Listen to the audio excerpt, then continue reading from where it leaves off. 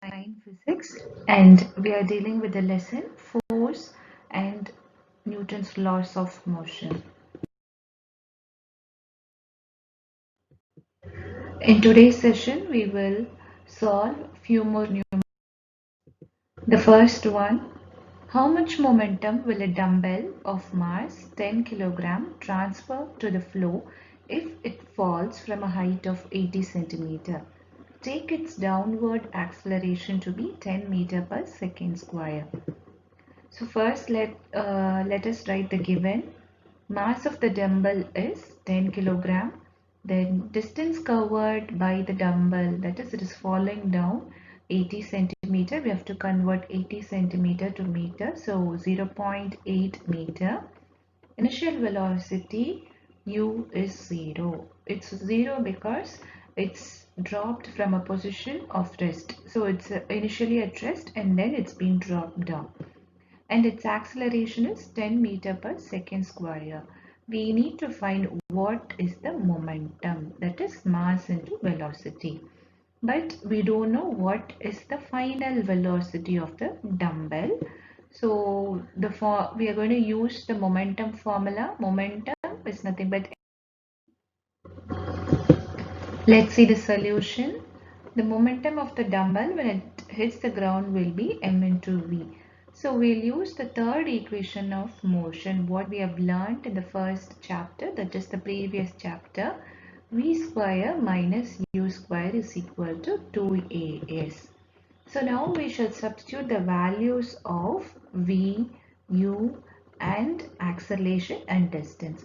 So final velocity only we need to find. So what will happen? We have to find what is v square, and initial velocity is 0 because the dumbbell is at rest. Then acceleration already they have given it as 10, and they have given the distance, that is the height, as 80 centimeter. We have to convert centimeter to its SI unit in meter. So we will get it as 0.8 meter. So when we multiply this 0.8 into 10, we'll get it as 16. V square will be equal to 16, and the square root, when you take the square root, it is nothing but 4 meter per second. So the final velocity of the dumbbell is 4 meter per second. So now we have got the final velocity. Now we can find what is the momentum of the dumbbell, that is P is equal to m into v. So mass is 10, and the velocity, final velocity what we have found is 4, and 4 into 10 will give us 40 kilogram meter per second. So this is going to be the momentum of the dumbbell when it hits the ground.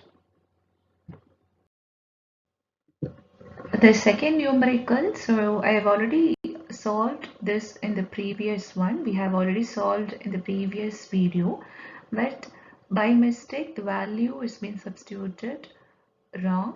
So it's been redone, so I'm redoing it, so kindly check it. An object of mass 100 kg is accelerated uniformly from a velocity of 5 meter per second to 8 meter per second in 6 seconds. Calculate the initial and final momentum of the object. Also find the magnitude of the force exerted on the object. So first we'll write the given. So given is mass 100 kg. Then initial velocity is 5 meter per second. Final velocity is 8 meter per second. And time is 6 seconds. We have to find what is the initial and final momentum of the object, and also the magnitude of the force which is being exerted on the object. So initial momentum and final momentum. Initial momentum, the formula is mass into initial velocity. So 100 kg into 5, so which will give us 500 kg meter per second. Final momentum, mass into final velocity, 100 into 8, 800 kg meter per second.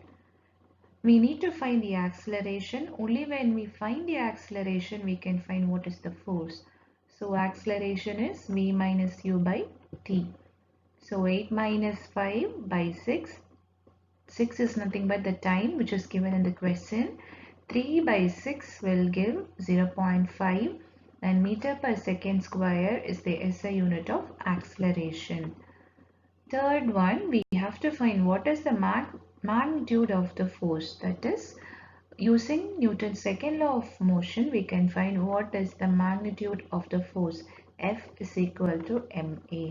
Mass we know, and we have found the acceleration. So 100 into 0.5, which will give us 50 Newton.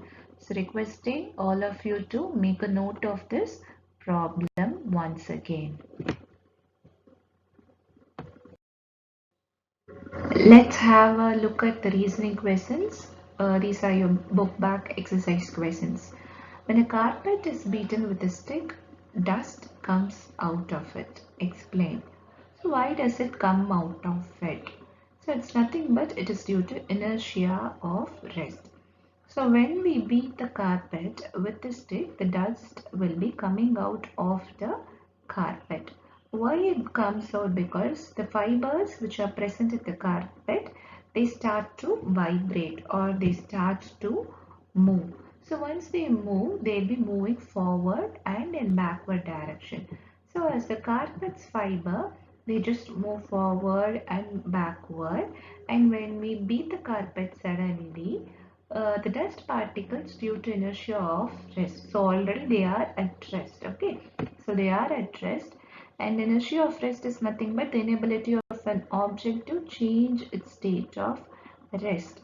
So now what I do is when I suddenly when I suddenly beat it, so the dust particles which are very loosely present in the carpet comes out and they come out of the carpet, and this is due to the inertia of rest.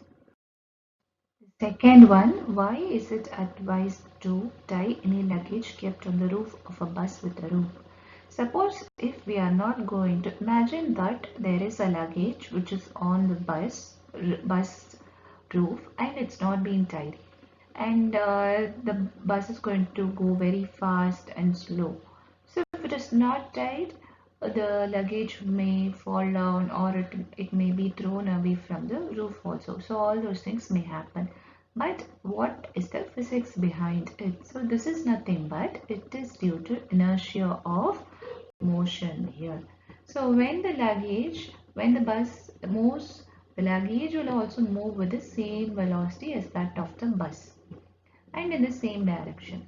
But suppose if the bus is going to change its direction or reduce its speed, the luggage will be moving in the same direction only. It will not be able to change its state of motion. So this is due to your inertia of motion. And if it is not going to be tied away, what happens is the luggage will be thrown away from the roof of the buses.